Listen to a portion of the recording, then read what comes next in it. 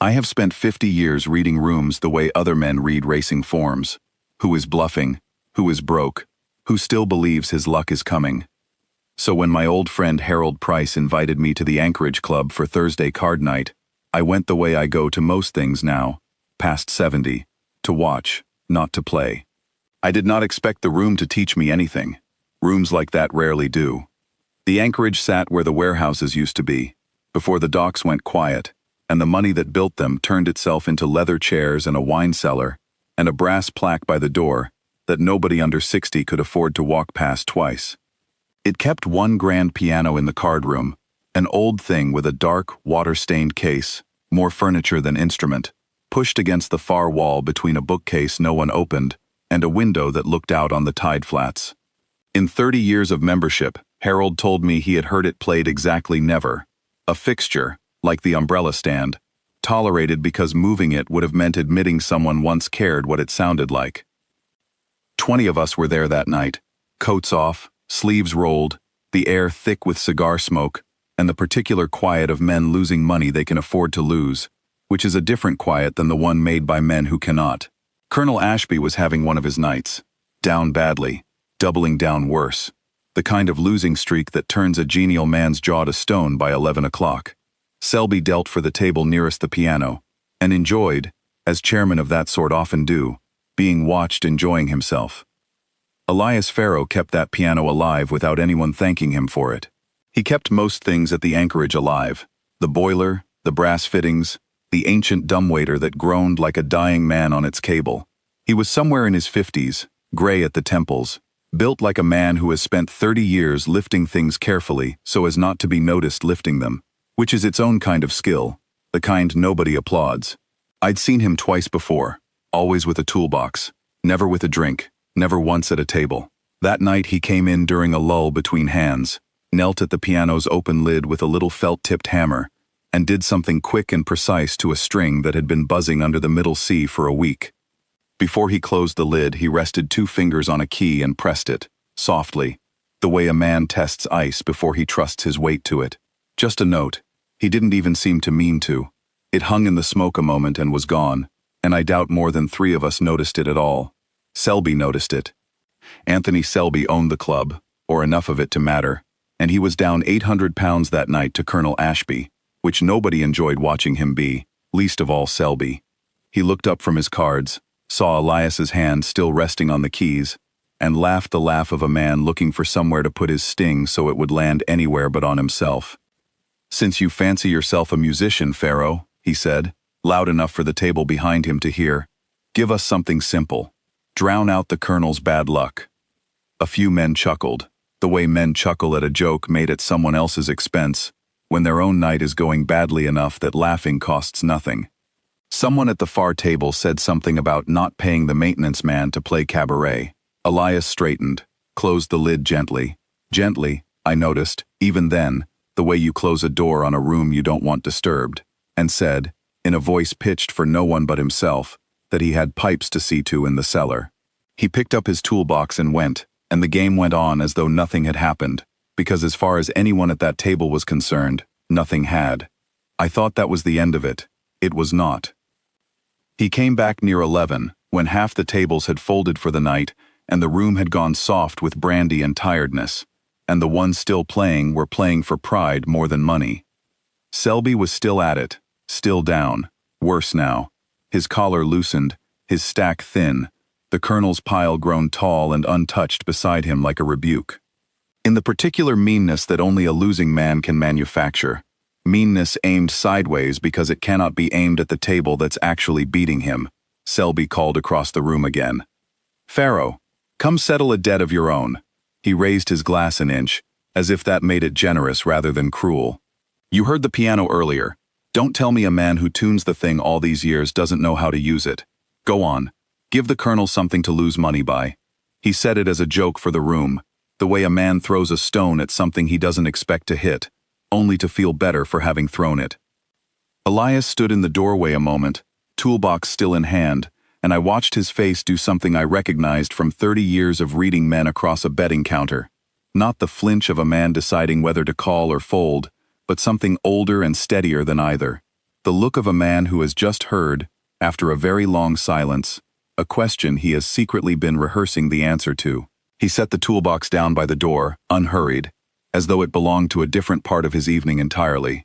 Then he crossed the room, past the card tables, past Ashby's ruined hand and Selby's smirk, and lowered himself onto the piano bench the way another man might sit down, finally, to a meal he had been made to wait 30 years for. The room did not go quiet for him. Why would it? A handful of men kept talking.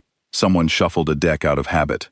Selby leaned back in his chair, arms folded, waiting for whatever small apologetic tune would let him feel he'd won something. Elias's hands found the keys the way a man's hands find a door he built himself 30 years ago and has not touched since. The first chord came low, in the left hand, dark as the water outside, and I felt Harold Price go still beside me before I understood why. I know now what the man beside me could not have known then, that it opens like a storm deciding whether it means to break, and that it does, eventually, mean to. Selby's cards were still in his hand. I watched them go loose in his fingers, one at a time, the way a man's grip goes when he has forgotten what he was holding and why. The talk in the room did not stop all at once. It went out the way a tide goes out, table by table, man by man, until Colonel Ashby set down his brandy without drinking it, and Selby's mouth, which had been arranging itself into something clever to say, simply stopped arranging. Elias played with his eyes half closed, not for show. I don't think he remembered we were there at all, or remembered the room, or remembered 30 years of pipes and boilers, and a toolbox left by the door. His shoulders, which I had only ever seen, bent over a valve or a length of copper, straightened out note by note, as though the music itself were pulling something back into a shape that had been folded wrong for a very long time, and had simply been waiting for the right hands to unfold it. I know nothing of music the way a musician knows it. I know men and odds, and the particular arithmetic of a face deciding what it will and won't reveal. But I knew, watching him, that I was not watching a man perform a piece he had learned. I was watching a man arrive somewhere. The left hand kept laying down that dark, rolling foundation, patient and certain, while the right hand climbed and circled above it, like something testing whether it still remembered how to be free. The middle of the piece turned tender without warning, the storm easing into something almost like a question, softer than anything that had come before it, and in that quiet turn I understood, the way you understand a man's whole hand from the single card he chooses not to play, that this piece meant something to him beyond the room, beyond the anchorage, beyond even that night. I did not know what. I only knew that his hands did not shake through any of it, and that was somehow the saddest part, the steadiness of a man who has waited 3 decades to be steady about the one thing that was ever taken from him.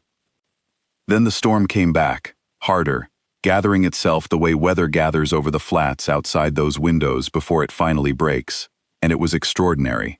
I will use that word plainly, because no other will serve. The kind of playing that makes a card room full of grown, half-drunk, thoroughly unmusical men forget they had anywhere else on earth to be. The chords came like a man settling an old score with his own 2 hands and no one else's help, and when the final one landed, low and full, and he let it ring out instead of cutting it short, the sound seemed to travel all the way down the room and back before it faded. The silence that followed was not empty. It had weight to it, real weight, the kind you could have set a glass down on. I have sat in rooms after a man loses everything on one card, and I have sat in rooms after a birth is announced in the next one, and I tell you the silence in the anchorage that night belonged to neither, and was somehow both at once. No one clapped straight away. That, I think, is how you know a thing was real and not performed. The room needed a moment to remember it had hands.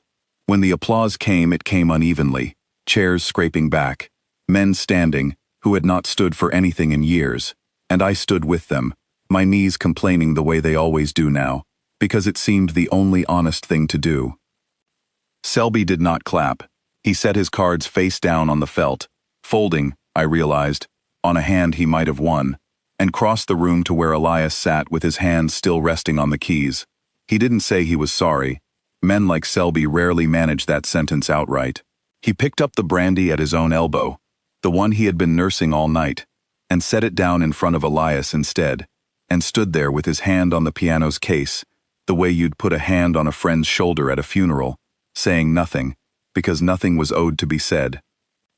I found out afterward, from Harold, who found out from the club steward, who has known Elias 20 years, most of the story behind it, that his father had been a gambler of the old, ruinous kind, the sort who mistakes one good night for a pattern, and that the debts had taken the family piano along with nearly everything else, when Elias was 22, 3 months before a conservatory audition that never happened because there was no longer an instrument to practice on, and no longer a household left standing to send him to it. He'd taken up the trade of keeping other men's instruments in tune instead of playing his own, and in 30 years, by every account I could gather, he had not performed, not once, not for anyone, not at a wedding, not at a wake, not alone in an empty room with the door shut. That he chose to break that particular silence, in a room built entirely on other men's cards and other men's losses, in the one place that might have reminded him hardest of everything a bad hand can take from a family, struck me, once I understood it, as the kind of thing a man only does when something inside him that has been holding for 30 years, finally, quietly, gives way. Selby, to his credit, never tried to turn the moment into a story he told about himself. I heard, second-hand, that he offered Elias a raise before the week was out, and that Elias turned it down, and that Selby did not push, which for a man of his temperament is its own kind of apology. The following Thursday the piano had been moved, cleaned, tuned again, though it hardly needed it, out from the wall and into the light near the tall windows that look out over the tide flats. Elias still keeps the boiler running and the brass polished. He has never once, in the month since, called himself anything other than what he has always been. But Selby had a small brass plate fixed above the keys, and it says nothing sentimental, nothing a man would blush to read aloud in company, only a name, and beneath it, one plain word, pianist. Nothing about the 30 years, nothing about the father, or the debts, or the audition that never came. Just the fact of it, stated the way a fact ought to be stated, and left to stand on its own. I have been back most Thursdays since, though I play less than I used to, and win even less than that. I do not go for the cards anymore, if I am honest, and I don't believe half the room does either. We go, all of us old men who have spent our lives reading other men's luck, for the hour before midnight, when Elias sits down at that piano by the window, and for as long as he plays, the whole room, cards, debts, Colonel Ashby's bad nights and Selby's worse ones, forgets, entirely and gladly, what it once believed it had lost for good.